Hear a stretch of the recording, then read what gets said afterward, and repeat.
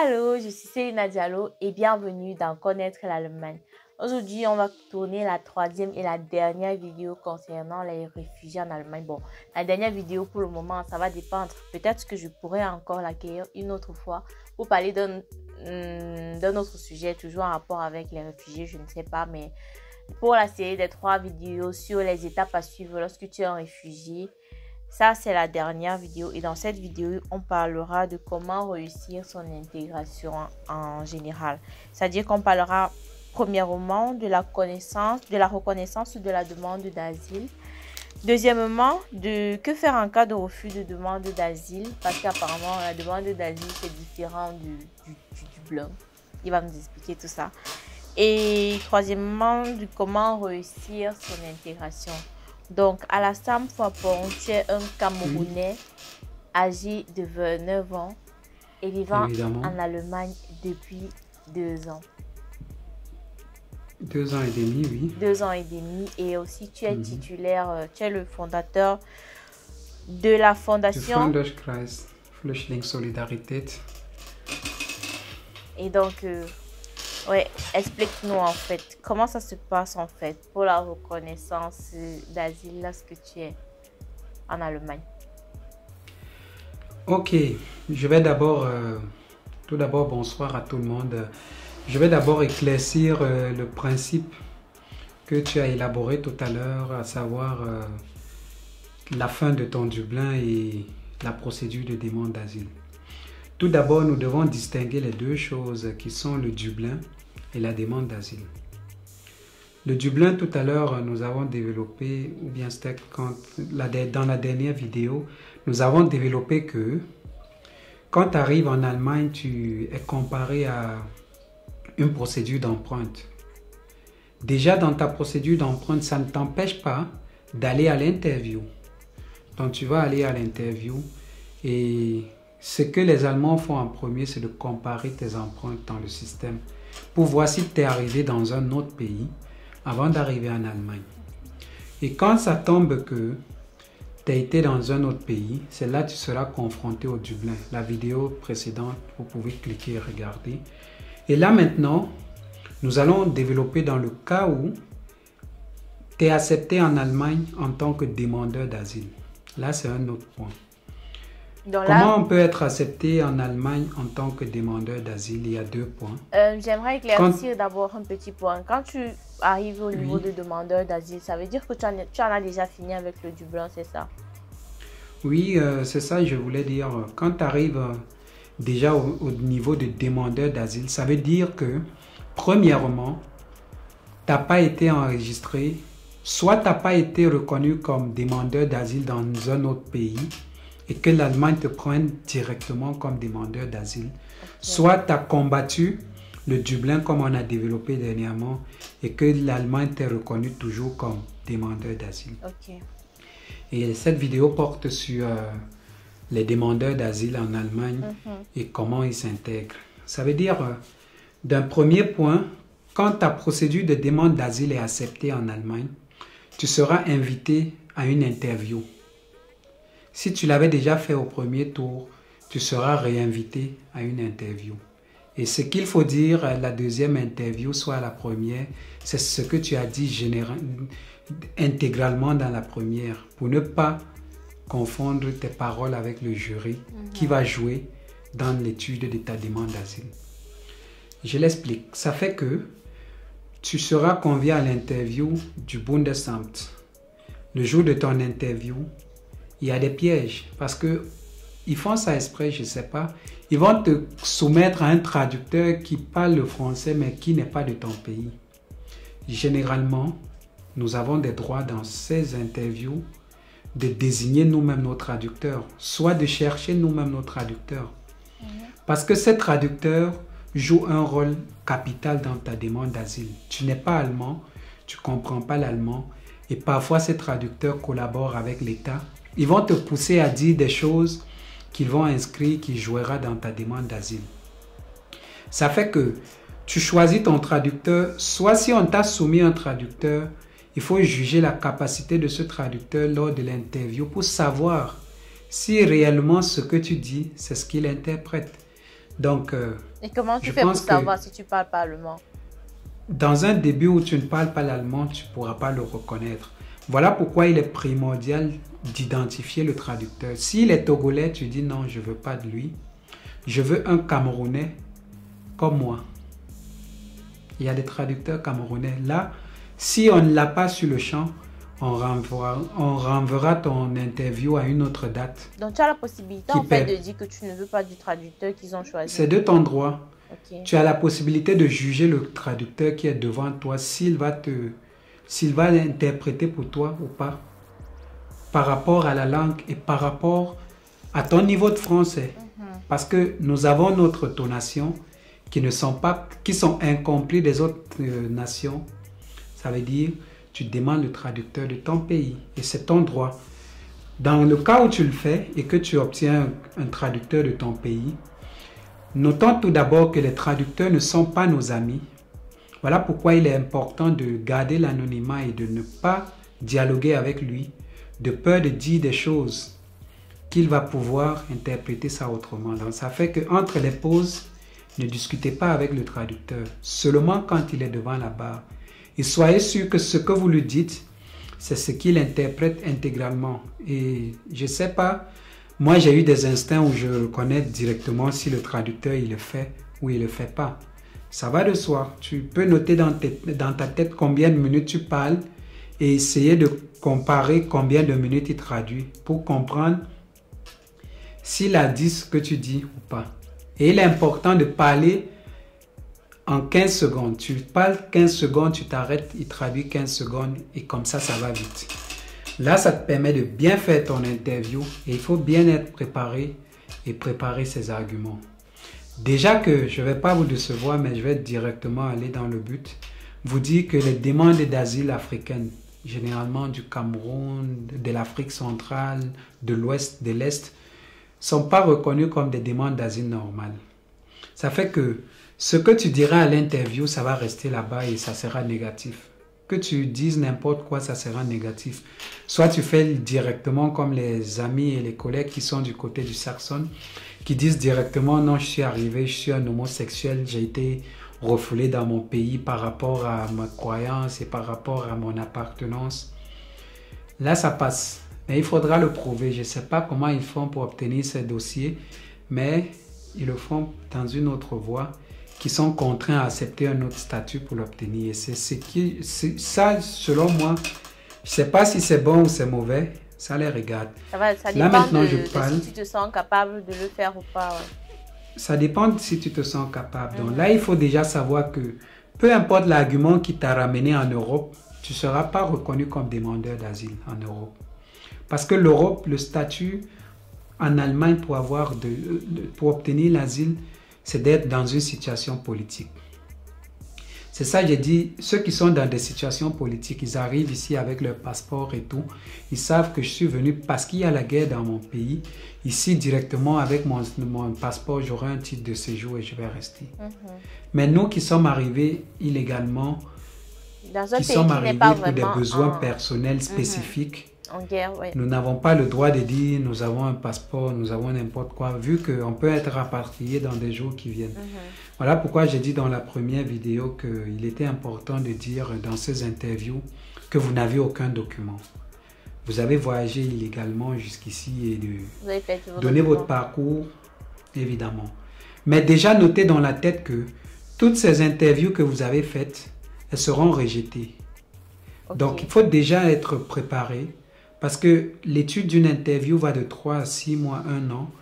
Donc, il faut déjà, après cette interview, préparer ton plan B, C, D jusqu'à Z. Donc, de dire, multiplier tes chances pour rester sur le territoire allemand. Ça veut dire, quand tu veux multiplier ces chances pour rester sur le territoire allemand, tu commences ton combat après ton interview. Qu'est-ce que j'entends par là par combat? Tu commences ton combat. Le combat d'un réfugié qui n'a pas été reconnu comme réfugié en Allemagne, c'est l'intégration. Et l'intégration étant comme la clé de toute réussite dans un pays, nous sommes lancés à un défi. Ça veut dire, directement après ton interview, tes confrères essaient défis de la vie à relever. Premièrement, inscription directe à un cours de langue. Mais est-ce que tu as le droit en fait? Évidemment, dans ce statut où tu es reconnu comme réfugié, tu as le droit de demander une demande d'intégration en allant à l'école. Okay. Qu'est-ce qu'on fait généralement? Il y a des étapes pour cela. Tu te rends premièrement dans un centre, dans l'agence de travail, Agentur für Arbeit. Tu t'inscris comme quelqu'un qui est chômeur, qui cherche du travail dans les registres de travail de l'Allemagne. Cette inscription te permettra d'un premier temps à dire à l'agent que je veux apprendre la langue pour pouvoir travailler en Allemagne. Là, il te soumettra un certain formulaire que tu vas remplir et ils vont renvoyer au BAMF et tu recevras l'acceptation du BAMF de participer à ces cours d'intégration. Ça va de A1 à B2, de A1 à B2. Là, tu as la chance parce que ces cours d'intégration, ils le font en cours d'intégration rapide. Donc, ça veut dire tu as 20 jours pour faire un module. 20 et jours.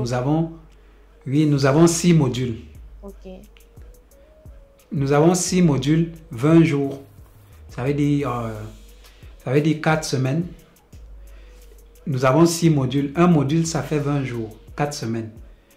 Donc, tu as la chance parce que c'est des cours intensifs et tu dois te mettre au travail. Là, tu as 6 mois pour exploiter ces cours de langue jusqu'au B2 et de lancer ta procédure d'intégration. Qu'est-ce qu'on fait généralement? Là, je vous donne directement mon secret. Tu le fais dans ces 6 mois, jour pour jour. Et l'absence là-bas n'est pas tolérable. Ça veut dire il faut être ponctuel, venir à l'heure, signer des papiers. Parce que le rapport est envoyé chaque fin de semaine au BAMF. Et quand le BAMF te met sur contrôle, quand tu as demandé à t'intégrer, ils savent déjà que ton asile ne sera pas accepté. Mais l'Allemagne, c'est un pays de tolérance.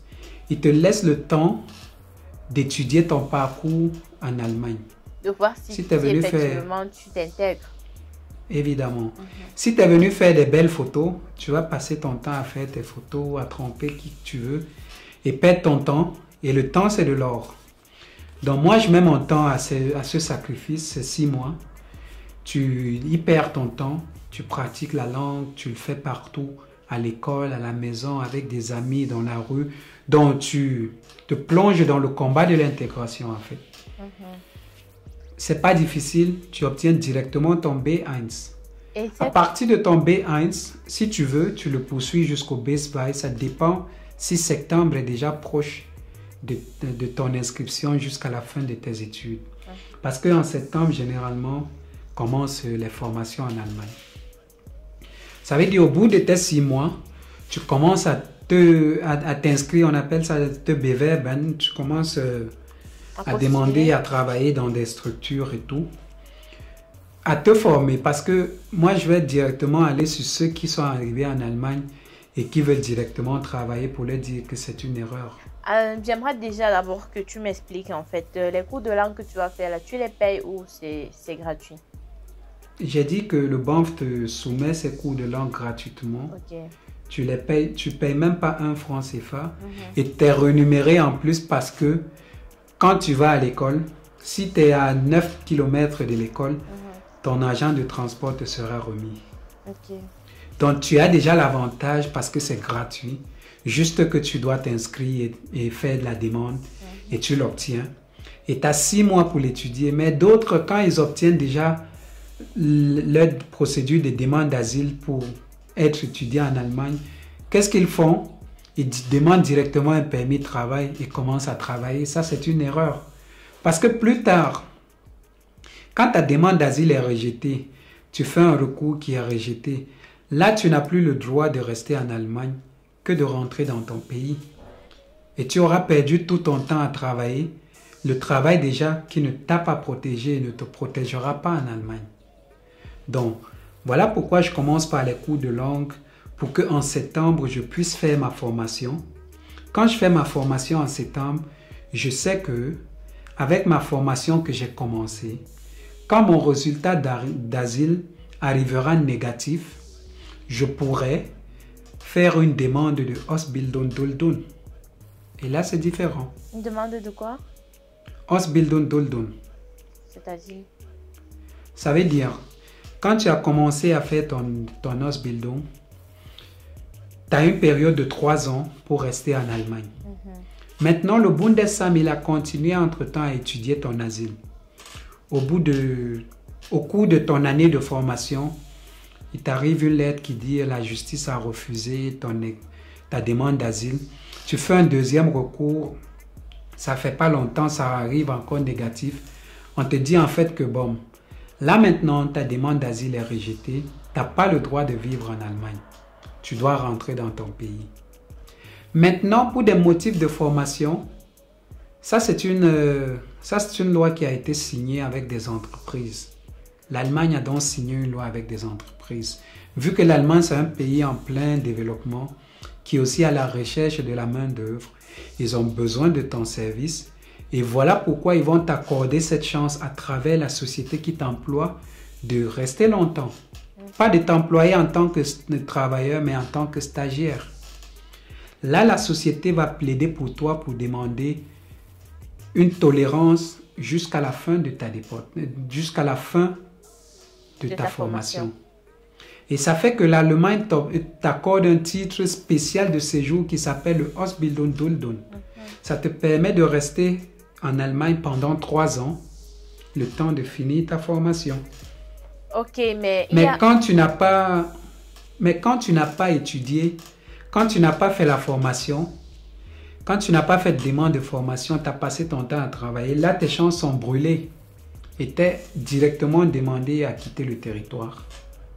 Oui, je suis ta question. Mais il y a des personnes qui arrivent ici là, en tant que réfugiés et qui n'ont pas forcément les Voraussetzungen, les prérequis pour pouvoir entrer dans une école de formation. Les personnes qui n'ont par exemple pas le bac ou peut-être pas le probatoire, qui n'ont que le BPC ou d'autres qui n'ont même pas le BPC. Comment ils font? Voilà déjà ce qu'il faut retenir en Allemagne. En Allemagne, il n'y a pas de haut niveau d'études. Et il n'y a pas un certain niveau où on va juger ton niveau d'intelligence. Ton niveau d'intelligence en Allemagne en tant que réfugié, ça se mesure à ta capacité de comprendre leur langue et de l'appliquer. Vu que dans le monde du travail, en Allemagne, on ne veut pas savoir si tu as fait des longues études ou si tu n'as pas été à l'école et tout. Il y a des formations spécifiques pour ceux qui n'ont pas fait de longues études, comme par exemple faire de la coiffure, faire de la boulangerie, être mécanicien ou bien même être aide-soignant. Ça, c'est des formations qui ne nécessitent toujours pas tes diplômes pour pouvoir faire une formation en Allemagne. Dans l'Allemagne, en fait, moi je le définis comme un pays de deuxième chance pour ceux-là qui n'ont pas fait de longues études. Juste que tu dois mettre ton défi en jeu pour maintenir et de bien maintenir cette langue et de bien la pratiquer en fait. Bon, je sais quand même que la plupart des formations ici en Allemagne, pour ceux qui ont déjà eu le BPC, ça va. C'est-à-dire que le minimum requis, c'est le BPC. Maintenant, moins du BPC, en deçà du BPC, je ne sais pas, mais ouais, je sais quand même que pour la plupart des formations... Chez les réfugiés... Non, que ce soit réfugié ou pas, tu vois. Déjà, la plupart des formations, c'est genre le minimum requis. C'est le niveau BPC, je le sais. Parce que tu seras soumis à des examens d'identité ou des examens de diplôme. Mais c'est ça, je te dis que l'Allemagne a donné une deuxième chance à ceux-là qui n'ont pas été à l'école. Dans ton CV, quand tu rédiges ton CV, il y a des gens qui font des CV fantasmiques et qui sont acceptés. Mais au moment de prouver ces diplômes, tu dis directement tu les avais brûlés. Tu les as perdus Et ça dépend de ton patron et de l'affection que tu as avec ton patron qui va t'aider à te développer dans ce domaine. Donc, ça fait que domaine de diplôme, moi, je ne vois pas ça trop comme un frein. Mais le frein, c'est de ne pas t'avoir bewerben dans quelque chose. Donc, ne pas t'avoir Ne pas avoir postulé inscrit, quelque part. ne pas avoir postulé quelque part, c'est ça ton problème. Parce que si tu n'as pas une capacité forte de retenue de mémoire, tu peux faire Altenpfleger. Ce sont des formations qui sont aujourd'hui plus Accessible à demandées tous. dans le monde de l'emploi. Et c'est facile d'y intégrer et c'est pour tout le monde. Parfois, on prend même au niveau de A1 dans la langue. Ok. Juste pour dire que nous avons besoin des gens qui pratiquent ce domaine parce que les Allemands aujourd'hui ne font plus ce travail. D'accord. Donc, que faire en cas de refus de demande d'asile? Évidemment, dans le cas où tu n'as pas eu cette possibilité et que ton asile a été en plus rejeté, là, tu ne pourras plus faire autre chose. Je pense que la question, nous l'avons déjà répondu en disant, si tu ne fais pas une formation, tu n'as pas de chance de rester en Allemagne. Donc, à partir du moment où tu as un refus de demande d'asile, c'est obligeant, en fait, tu dois quitter le pays. Tu dois quitter le pays si tu n'avais pas posé tes plans B, C, D jusqu'à Z, qui était de chercher une formation en t'inscrivant à un cours de langue. Là, tu ne l'as pas fait et là, tes résultats sont arrivés négatifs. Tu ne pourras plus jamais avoir l'asile en Allemagne et tu ne pourras même plus rester en Allemagne parce que tu n'as plus de chance. Wow, ok. Les chances sont réduites et sont à 2% parce que là maintenant, quand tu as reçu un rejet, on va te demander d'amener un passeport. Le passeport, c'est pour prendre un laissez-passer et te renvoyer dans ton pays d'arrivée. Ton pays d'arrivée ou ton pays d'origine? Ton pays d'origine, pardon, qui est le Cameroun. Et bon, quand tu ne le fais pas... Le Cameroun, le Sénégal, parce qu'il n'y a pas que les Camerounais qui nous regardent. Tu es renvoyé dans ton pays d'origine. Et là maintenant, quand tu ne pourras plus le faire, tu vas devenir un clandestin en Allemagne. On appelle ça des déboutés de l'asile. Tu es placé dans une situation de débouté, sans autorisation de travail, sans autorisation de séjour. Le social ne te couvre plus à 100%. Là, tu es à l'ombre de toi-même et tu vis en danger. Parce que le jour où la police te prend, c'est pour t'amener en prison de déportation et de là-bas, quand tu auras ton passeport pour être libre et rentrer dans ton pays.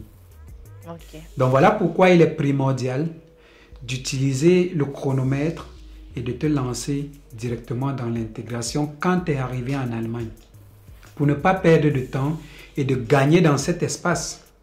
Parce que si tu n'as pas la chance d'être un migrant politique dans lequel ton asile sera accepté, voilà le raccourci très facile à utiliser, la tête.